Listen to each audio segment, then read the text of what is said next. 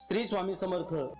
भिवू नकोस, मी तुझ्या पाठीशी आहे, असं अभय वचन देणाऱ्या स्वामी माऊलींचा प्रगट दिन 20 मार्च 2026 या रोजी आहे. हे सर्व स्वामी भक्तांना माहितीच आहे.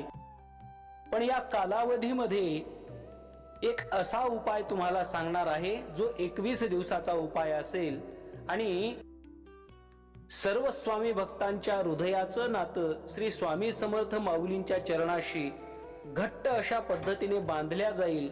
अशा एका उपायाचा विचार आजच्या या व्हिडिओमध्ये आपण करणार आहोत.